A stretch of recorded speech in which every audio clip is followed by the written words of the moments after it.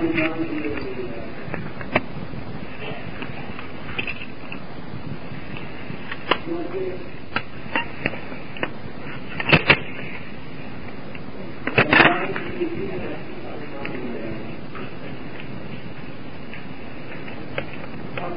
है, अनन्य ईश्वर भगवान का जहां भी उल्लेख आता है मन बुद्धि गोचर है, बुद्धि से अनुमान लगता है। जो बुद्धि से अतीत है उसका कैसे अनुमान लग सकता है? अग्राह्य है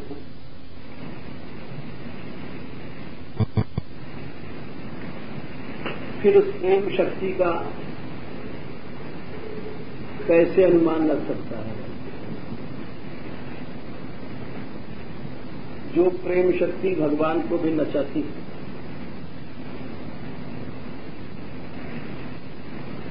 जो प्रेम शक्ति उस परब्रह्म को क्यों नचाती है वो उनसे अलग नहीं है, वो स्वरूप शक्ति है। उस प्रेम का अनुमान कोई कैसे लगा सकता है? जिस प्रेम शक्ति के विषय में ब्रह्मा को भी मोह हुआ, गरुड़ को भी हुआ, भगवत लीला को देखकर पशु को भी मोह हुआ,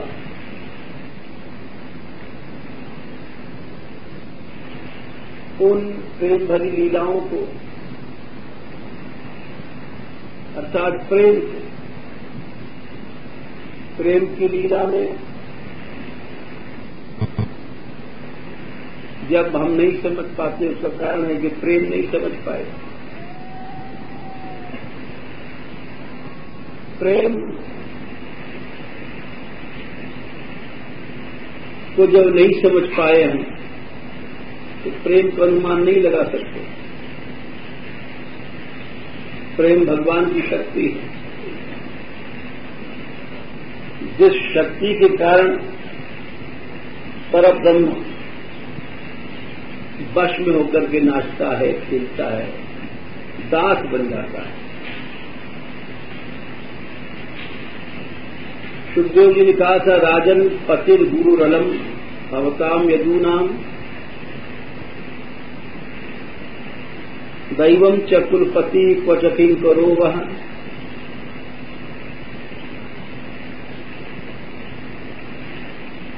हे राजन, उस तुम्हारे और रिवंशियों के उस कृष्ण पति थे, गुरु थे, दैव थे, प्रिय थे, सब कुछ थे, और अस्तेवम अंग भगवान भजताम मुकुंद। जो व्यक्ति इस प्रकार से भजन करता है उसके भी सब कुछ बन जाते हैं।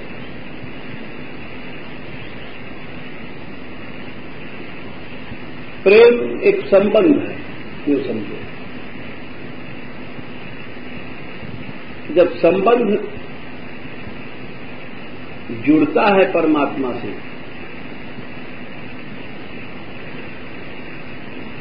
तो फिर ये कहना कि परमात्मा नाच रहा है, वश में हो गया है, ये कोई अलग बात नहीं रही। संबंध लौकिक संबंध नहीं है। लौकिक संबंध में तो ऐसा होता है कि कोई किसी के प्रेम में होकर के नाचता है, वश में होकर के, तो लोग कहते हैं देखो उसके वश में हो गया। लेकिन वहां पृथकता रहती है। नाचने वाला अलग है, नचाने वाला अलग है, लेकिन भगवत संबंध में ये बात नहीं होती है। जानत तुमन तुमन हो जाए, इसलिए कोई वहां पर दोष नहीं आता ईश्वर में। संसार में तो दोष आ जाता है। कोई आदमी अपने बहुत स्त्री के अधीन है तो उसको लोग कहेंगे हैंडपैक्ड हस्बैंड है, स्त्रैण है, स्त्री के वश में है या किसके वश में नाच रहा है। यहां पर ये दोष गिना जाता है, क्योंकि यहां सब चीजें अलग अलग हैं। वहां दोष नहीं है, क्योंकि पहले लिख देते हैं कि जानत तुम्हें हो जाई, प्रेमी प्रेमास्पद रूप हो जाता है। एक ही प्रेम तत्व है, तो प्रेम ही नाचता है, प्रेम ही नचाता है। तत्व की एकता की दृष्टि से कोई दोष नहीं होता है। वो लीला प्रेममयी शंका उसी को होती है जिसके हृदय में पार्थक्य अलग पना रहता है कि भक्त अलग है, भगवान अलग है, नाचने वाला अलग है, नचाने वाला अलग है। ये भेद हम लोगों को शंका पैदा करता है और भगवान में विश्वास नहीं देता, इसीलिए हम इन लीलाओं को जान नहीं पाते। 11वें स्कंद में एक बहुत बड़ी बात कही नव योगेश्वरों ने। बोले देखो बात यह है, भयम द्वितीयाभिनिवेशतः स्यात् ईशादपेतस्य विपर्यो स्मृति तन्मायातो बुध भजेत्तम भक्त्यैवेशम गुरुदेवतात्मा। नवयोगेश्वर संवाद में प्रश्न किया उन्होंने पहले योगेश्वर से, कल्याण कैसे हो जीव का। तो उन्होंने सीधा सा उत्तर दिया कि जितने भी मार्ग हैं आज तक वेद में प्रकट किए, यज्ञ है, योग है, तप है, ज्ञान है, विराग है, बहुत से साधन बताए, धर्म है,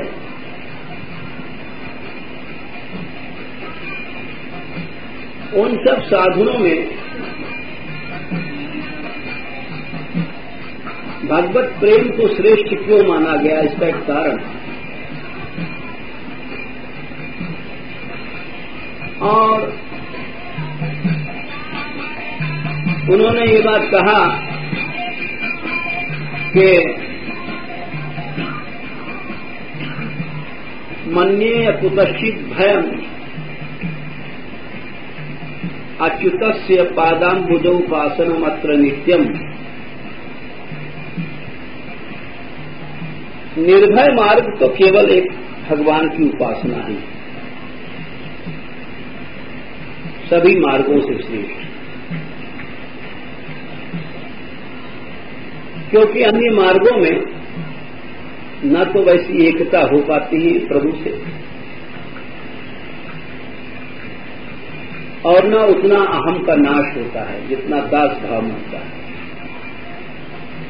ये बात सामने भी दिखाई पड़ती है।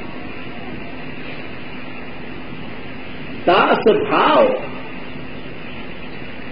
में जितना अहम का नाश होता है किसी भी साधन से नहीं होता। सिद्ध बनना आसान है, दास बनना कठिन।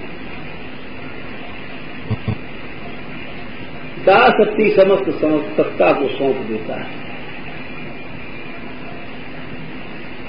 पढ़ लो ज्ञानी हो गए तो उसमें अहम होता है, हम ज्ञानी हैं, हम तपस्वी हैं। तो योगेश्वर बोले मन्ये कुतश्चित् भयम् अच्युतस्य पादाम्बुजोपासनमत्र नित्यम्। एकमात्र भगवान की उपासना ही निर्भय मार्ग है। क्यों? अन्य सभी स्थानों पर भय है। ये बात बहुत अच्छी तरह से रामायण में अंत में काकभूषुंडी जी ने समझाई है। ज्ञान आदि साधन पुनि प्रत्यु अनेक, कहत कठिन समझत कठिन पुनि प्रत्यु अनेक। साधन भी कठिन है, हर मार्ग में, हर जगह, कई जगह समझाया गया। और उस कठिनता का साधन आजकल का जीव नहीं कर सकता। ये सरल मार्ग इसलिए भावनात्मक है और सर्वश्रेष्ठ है। भयम द्वितीयाभिनिवेशतः स्यात्। अन्य साधनों में फर्क रहता है, द्वितीय अभिनिवेश रहता है। ईशादपेतस्य विपर्यो स्मृति। और ये भक्ति या प्रेम एक कर देता है।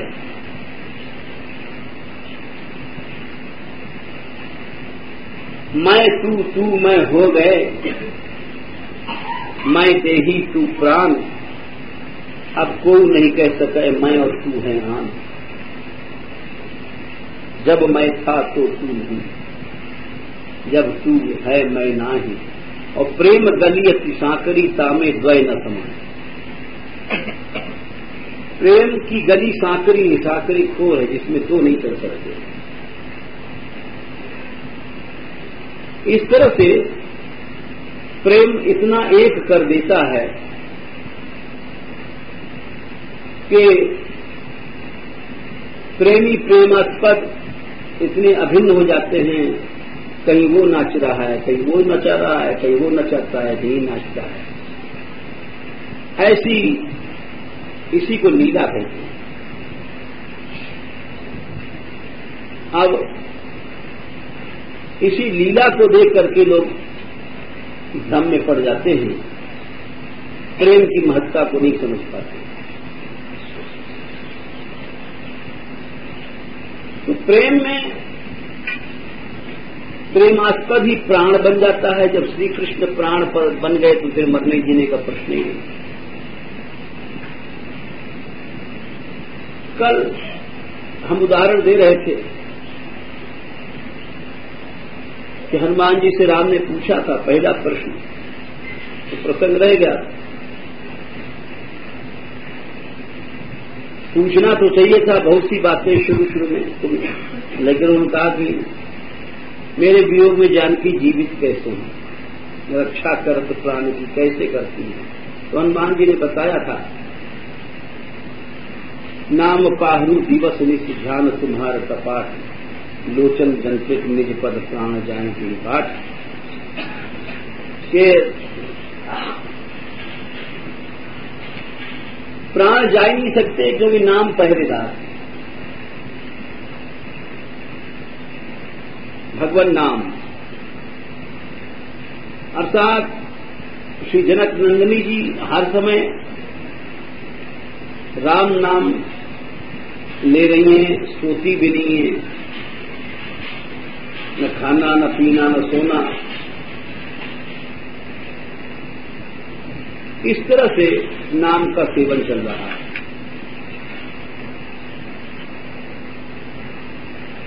एक बात और है कि जब कोई व्यक्ति नाम जपता है, कितना भी धीरे से जपे, अजपा जाप जपे, मानसिक जपे, तो ये नियम है कि अपने को सुनाई जरूर पड़ता है। क्यों? विज्ञान भी कहता है कि ये जितना नर्वस सिस्टम है, ये सब भीतर आंख की, कान की, नासिका की संबद्ध नलियां। योग शास्त्र कहता है कि मस्तिष्क से 5 नाड़ी निकलती हैं, शब्दवाह, रूपवाह, रसवाह, गंधवाह, स्पर्शवाह।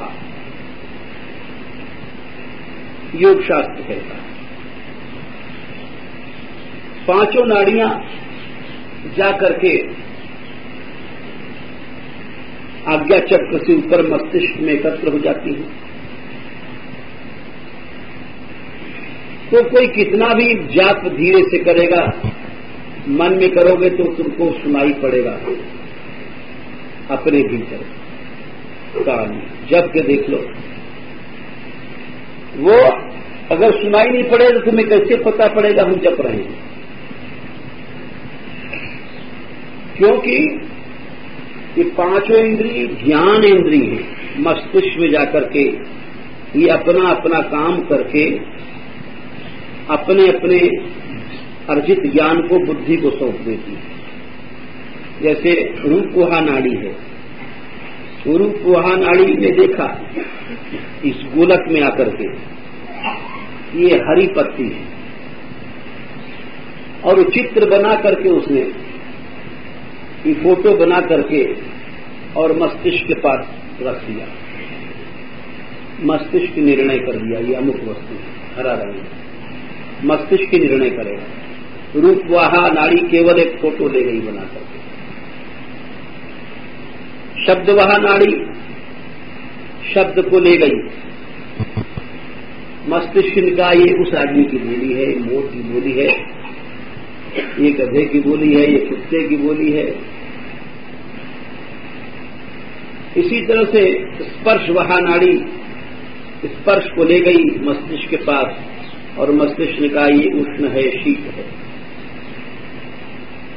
भगवान भी कहते हैं कि जितनी भी इंद्रियां हैं इनका अधिष्ठाता मन है, यानी अंतःकरण है।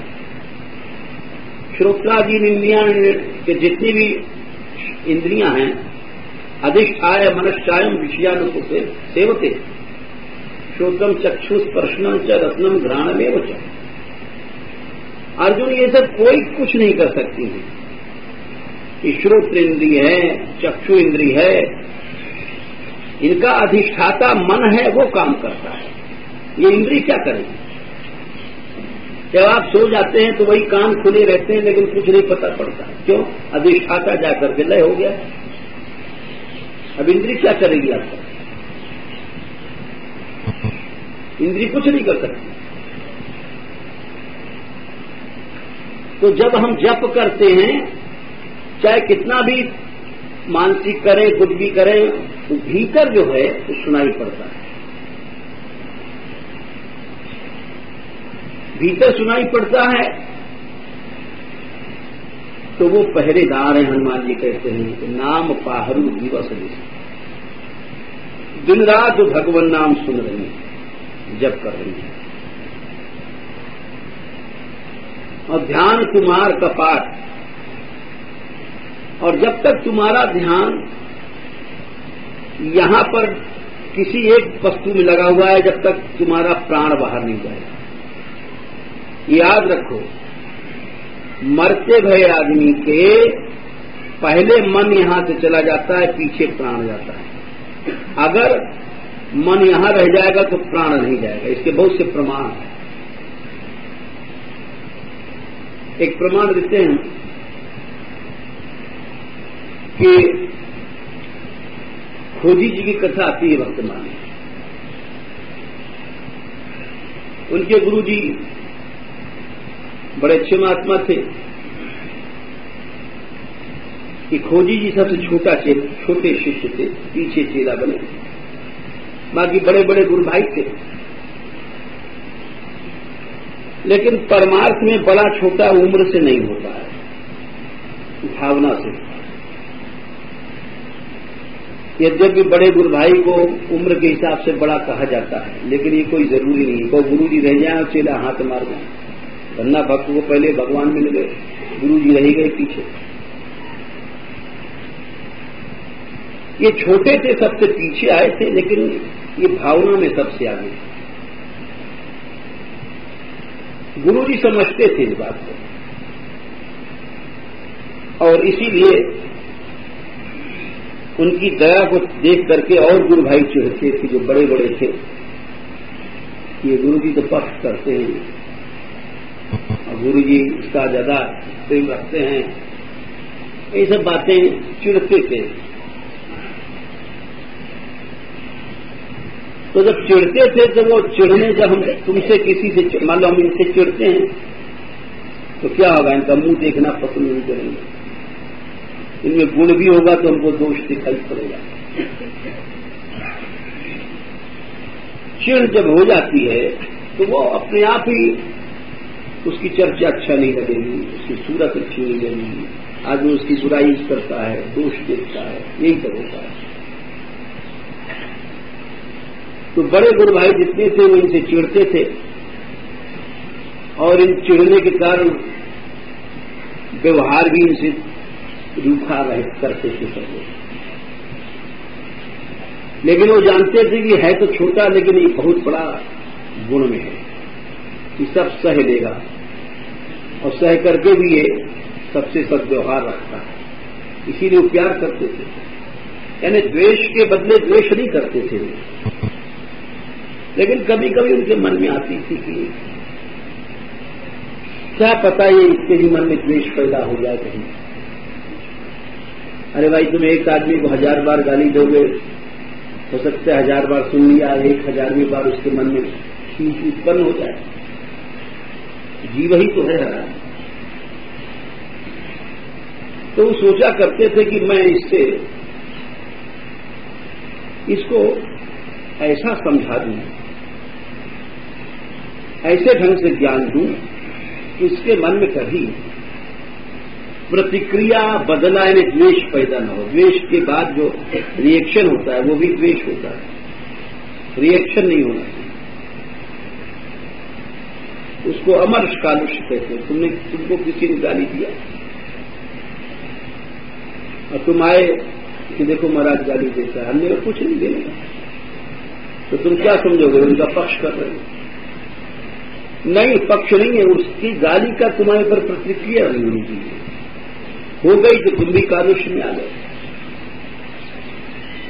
निश्चित बात है। जैसे कोई व्यक्ति भक्त नहा रहा और एक धोबी ने गाली दिया, राम राम राम राम जब करता रहा, तो बोली कि आप जाते क्यों नहीं हो प्रभु से, आपको जब से बुला रहा है तो चले प्रभु। लौट आए, बोले क्यों लौट आए?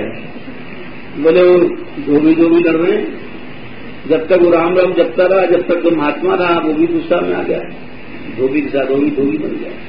तो मैं क्या करूं, रिएक्शन हो गया। तो गुरु जी सोचते थे कि इसको मैं कैसे समझाऊं।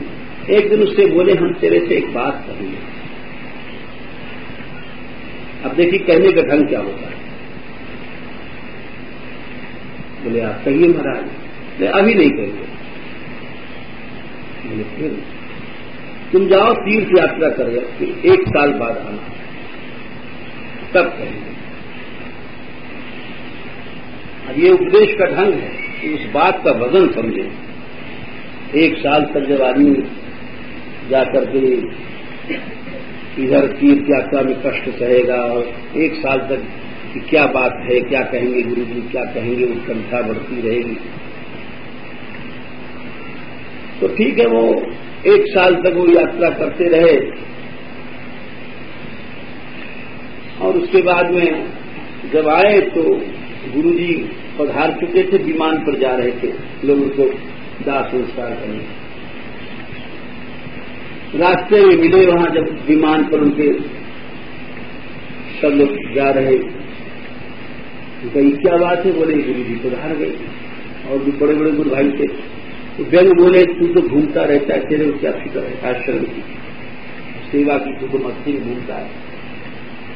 अरे बड़ा मूर्ख है, गुरु जी पधार गए। देखो इसको अभागे को दर्शन भी नहीं मिला, उनकी तो चिढ़ती रही उससे। उसने कहा कि गुरु जी जा नहीं सकते, आप रुको।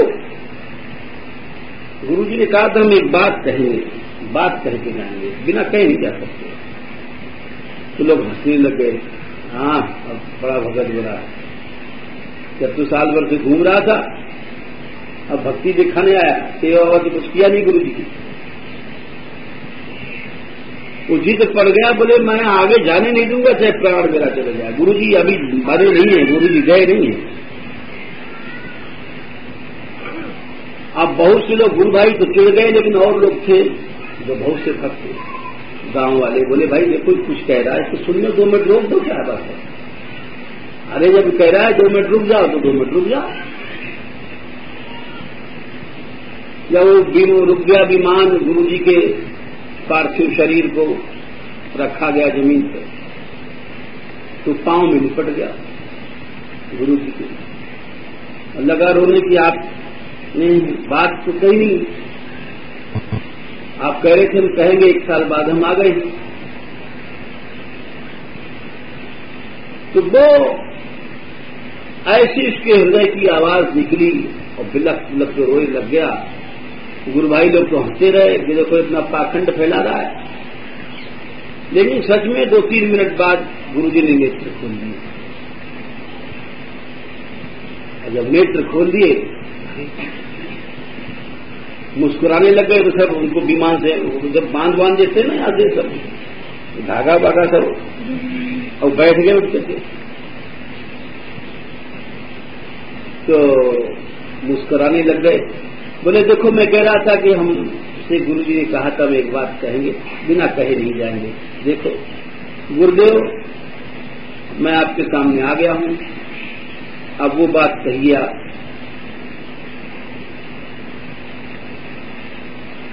वहां बड़ी भीड़ थी, बोले अच्छा चलो कहेंगे आश्रम में। अब साहब मर के जिंदा हो गए, लौटे आश्रम में। अभी और चीड़ बड़ी गुरु भाइयों की, क्योंकि वो सब बड़े थे। गुरुदेव ने उसको एकांत में ले जा कहा, ये आयु घटती बढ़ती भागवत के प्रमाण है। मनुष्य की भावनाओं से आयुषो पचयम उपचयम च, यदि तुम्हारे में शुद्ध भाव रहता है तो आयु बढ़ती है, अशुद्ध भाव से आयु का नाश होता है।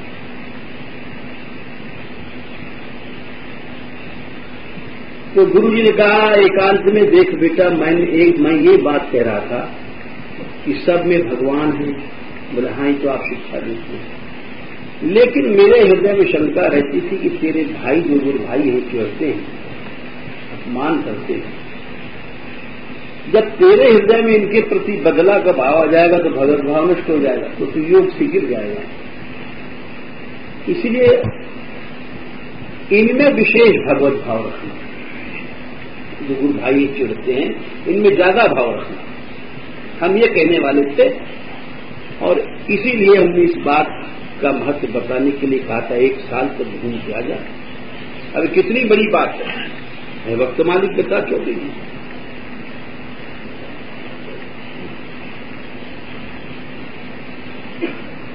इसको सद्गुरु कहते हैं,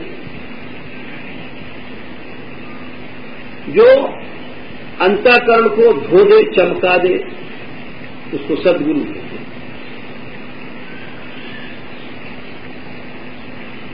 एक साल बाद हमने इसलिए कहा था कि उत्कंठा तेरे में बढ़ जाए, इस बात का वजन।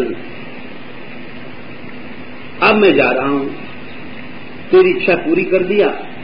ये भगवान की इच्छा थी, कौन यहां से जाकर के लौटा है। ये श्री कृष्ण इच्छा थी, मैं मर के लौटा तेरे कारण।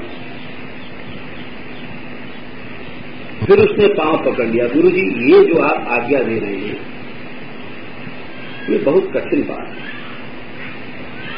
उनमें अधिक भाव रखा जाए। इस बात को आप तो गुरुदेव हैं, एक क्षण में मैं ग्रहण नहीं कर पाऊंगा, 1 साल तक आप और विराजिए मेरे लिए, ताकि मैं क्रियात्मक रूप से उसको कर सकूं और आपको करके दिखा सकूं कि हां, हम इनको जो चिढ़ते हैं इनको ज्यादा भगवान भगवत भाव रखते हैं। उनका देखो बेटा, प्रार्थना करो, समय तो मेरा पूरा हो गया है। और जो सच्चा भावुक था, प्रार्थना किया उसने,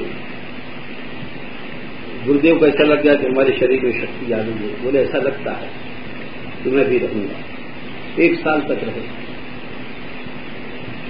और वो पूरा उनका जो शिष्य था वो भावना में पूरा निकला।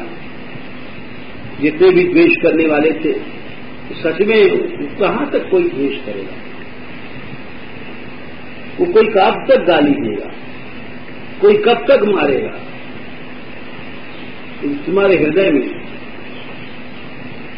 तुम चंदन हो तो चंदन विष व्यापे नहीं लपटे रहत भुजन। चंदन पर सर्प लोग फन मारा करते हैं, जहर उगलते रहते हैं, लेकिन चंदन पर आज तक कभी विष का असर ही नहीं हुआ। उसको संत कहते हैं। ताते सुर सीसन चढ़त जग बल्लभ श्रीखंड, भगवान राम ने ही कहा था। संत कौन है? संत कोई कपड़ा रंगने से संत नहीं होता है, भिक्षा मांगने से संत नहीं होता। भगवान राम ने उपदेश दिया उत्तरकांड में, जब भरत जी ने हनुमान जी ने पूछा महाराज संत का लक्षण आप बताइए। अब क्या वो लक्षण नहीं जानते थे? लेकिन उन्होंने एक समुद्र जैसी बात को एक बूंद में कह देना, गागर में सागर भर देना सुनना चाहते थे प्रभु से, तो प्रभु ने यही दोहा था। संत वही है, ताते सुर सीसन चढ़। चंदन देवताओं के मस्तक पर क्यों चढ़ता है? संत है। और जग वल्लभ श्रीखंड, कि जो फरसा उसको काटता है चंदन के पेड़ को, तो पेड़ तो कट गया लेकिन उस फरसे में सुगंध दे देता है, अपने मारने वाले को भी सुगंधित कर देता है, उसको संत कहते हैं। यहां उस कट गया लेकिन प्रतिहिंसा नहीं आई, हृदय में वही चीपलता है। और अनलदाह पी, और जो दुष्ट था कुल्हाड़ी, उसको क्या हुआ? चंदन को कट करके गया, भगवान के मस्तक पर चढ़ा। और जो कुल्हाड़ी महाराज थे, और जब कुल्हाड़ी जी ने पेड़ काटा तो कुल्हाड़ी महाराज भोंके हो गए, उनकी धार तो ले गए उनको। पहले तो आग में दिया गया, अब दूसरे को सताने के फल देते। अनलदाही, और आग में जब खूब लाल हो गया तब निकाल के घन से पीटते हैं उसको पतला करने के लिए, पीटत घन। परसु बदन यह दंड, परसु बदन के दो अर्थ लिखे हैं। जिनका मुंह फरसा की तरह है, जो सबको गाली गलौज, निंदा, स्तुति, चिढ़ाना, व्यंग, परसु बदन वालों को यही दंड नरक में मिलता है, यमालय। तो उसको संत कहते हैं।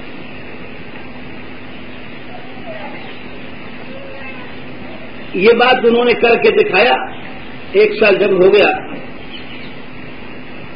तब गुरुजी बोले अब हम जा रहे हैं लाला, फिर 1 साल की थी, प्रभु ने मंजूर कर लिया अर्जी, अब हम जा रहे हैं। तो बोले महाराज, गुरुदेव से बोले आप जा रहे हो तो एक और प्रार्थना है हमारी। बोले और क्या है? अब जितने साल भर में गुरु भाई थे सबका द्वेष खत्म हो गया था। इन्होंने दिखा दिया अपनी सज्जनता से,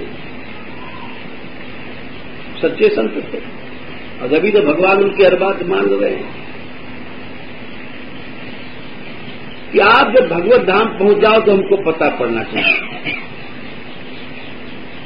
बोले अच्छा, जब हम भगवत धाम पहुंचेंगे तो आकाश से घंटा बजेगा। बोले अच्छी बात है। अब उन्होंने शरीर छोड़ दिया, घंटा बंटा नहीं बजा। जब नहीं बजा तो लोग तो जब शरीर छूट जाता है जल्दी ले चलो भाई, जल्दी ले चलो कहते ही। उनका नहीं, जब तक मैं नहीं कहूंगा गुरुजी रुक नहीं उठाएगा।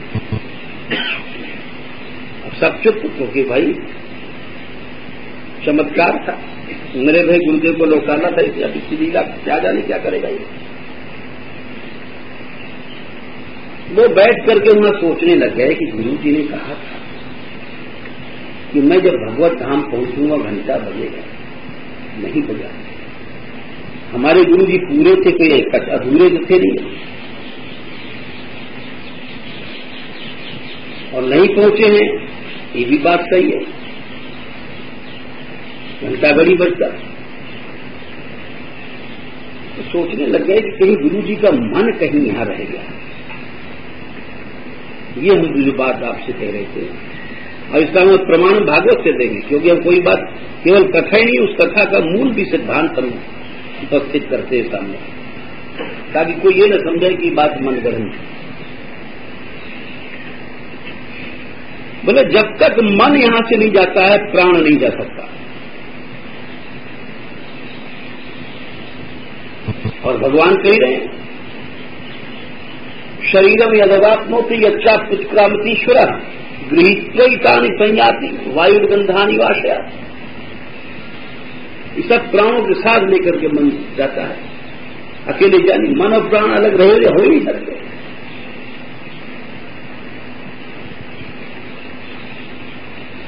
तो वो सोचने लग गए कहां है कहां। लेट गए गुरु जी के पास, तो देखा गुरु जी की दृष्टि ऊपर थी। एक बेर का पेड़ था ऊपर, और उसमें देखने लग गए कि एक बहुत बढ़िया बेर पका हुआ लटक रहा। बोले हो सकता है गुरु जी ने इस बेर के बारे में सोचा हो कि इसको हम तोड़ें, फल को भोग लगावें भगवान को। तो भक्त होते हुए सब सोचते हैं, हो सकता है इसमें मन चला गया हो। जब यहां मन है तो प्राण भी यहां है। तो चढ़े बेर पर और उस फल के पास पहुंचे और तोड़ा तो देखा एक छोटा सा नन्हा सा कीड़ा तुरंत पैदा हुआ था उसमें। उसको उन्होंने समाप्त कर दिया अपने हाथ से। जब वो खत्म कर दिया तो गुरु जी का जो मन था परमात्मा में पहुंच गया, बेर में अटक गया। जैसे वो खत्म हुआ वैसे घड़ी घंटा बजने लगे। तो जब तक हमारा हम लोग मर जाएं भले ही, अब कोई आदमी मर करके उसका इस मकान में मान लो मन है, हमने मकान बनाया, बहुत ऊंचा 10 लाख रुपए लगाया, तो हम ऊपर नहीं जाएंगे। उस मकान में ही चूहा बनेंगे, छिपकली बनेंगे, सांप बनेंगे, कातर बनेंगे, बिच्छू बनेंगे, रहेंगे उस मकान में, क्योंकि उस मकान में हमारा मन घुस रहा है। या तो मकान में नहीं, मान लो कि सोना चांदी किसी ने गाड़ दिया तो वहां सर्प बन के रहेंगे। यानी जहां मन है वहीं पर आपके प्राण जाएंगे। इसका एक प्रमाण ये है, दशम स्कंध में ये बात आती है।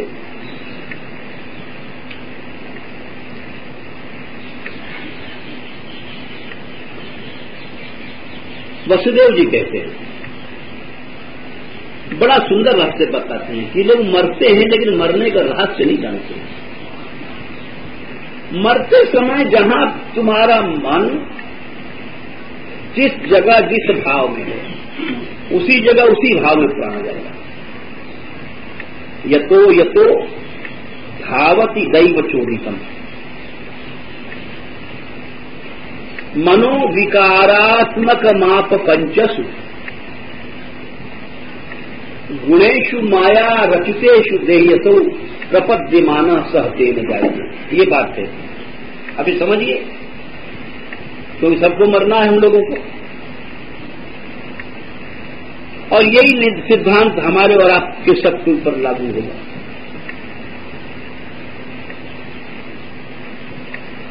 ये भागवत के प्रमाण कहते हैं वसुदेव जी, अंतिम समय तुम्हारा मन दैव मने जो तुम्हारा संस्कार है, जहां तुमने ज्यादा प्रेम किया या अटकाव है, जहां पर पहुंचता है, यतो धावति दैव चोरितम, दैव से प्रेरित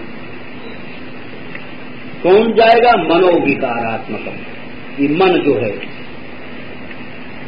पंचसु पंचभूतात्मक सृष्टि में जहां जाएगा, गुणेशु माया रचितेषु, ये त्रिगुणमय सृष्टि में जहां जाता है तो देही माने जीवात्मा प्रपद्य माना उसी के मन के शरण में होकर के और सहते न जाते उसी के साथ पैदा होता है। जहां तुम्हारा मन गया, मान लो तुम्हारा अंतिम समय मन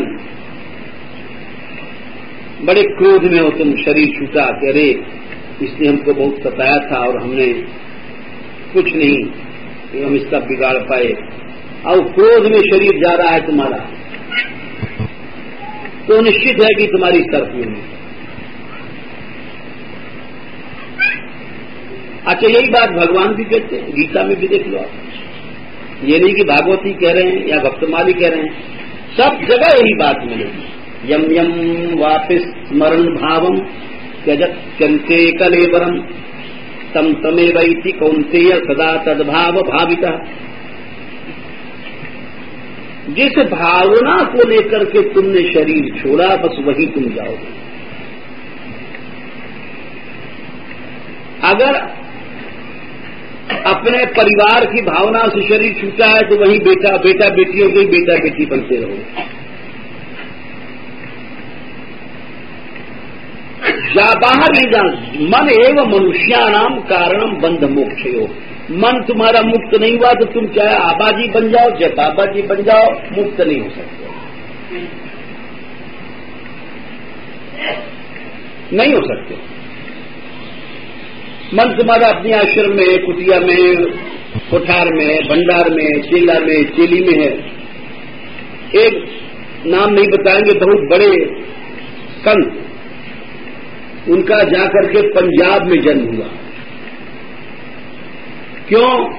वो बड़ा भारी सेवक था, बड़े दाल फुल्का खाते थे और उसी के लड़के जाके बनना पड़ा। ये सच्ची घटना।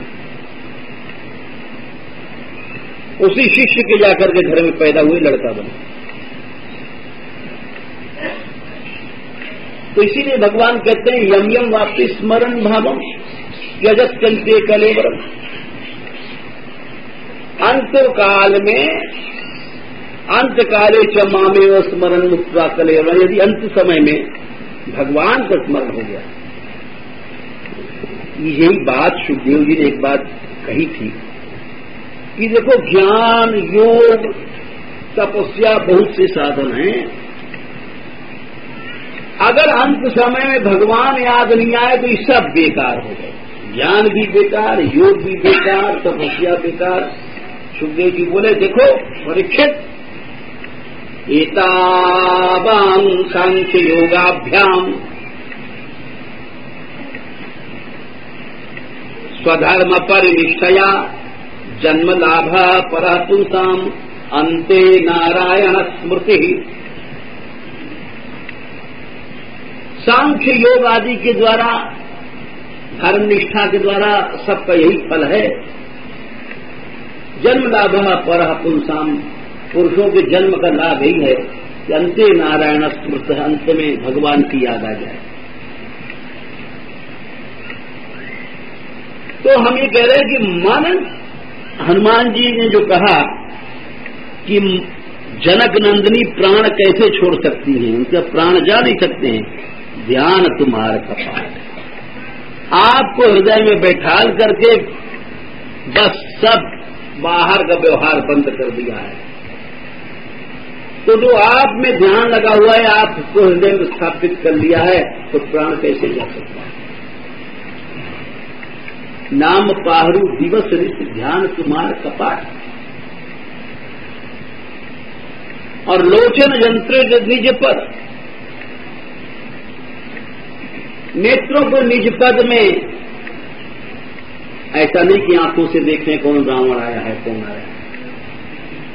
मन वचन कर्म तीनों से अनन्य गति हो गई है। वचन से क्या है? नाम जप चल रहा है। मन से क्या है? ध्यान है। लोचन क्या है?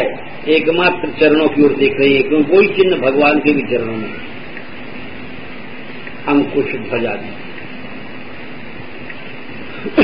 यही बात फिर राम जी ने हनुमान जी से कहा था।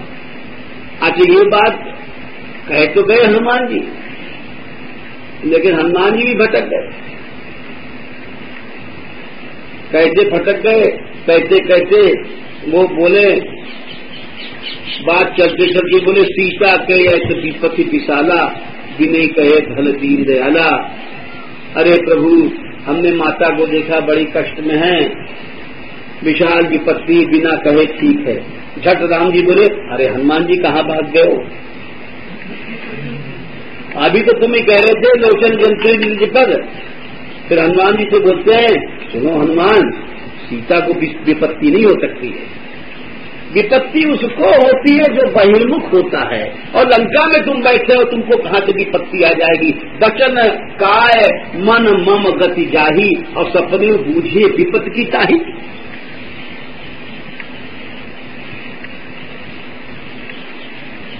ये विपत्ति तो हम लोगों को होती है, मन की गति संसार में, वचन की गति संसार में, और शरीर की गति संसार में। विपत्ति के समुद्र में मरते ही रहेंगे, और जिसकी वचन काय मन मेरी गति है, उसको लंका में नहीं, चाहे नरक में बैठा दो, चाहे रौरव नरक में बैठा दो, उसको कहीं कुछ नहीं होगा। सर्ग नरक है अपवर्ग समाना, समान है मोक्ष भी और नरक भी।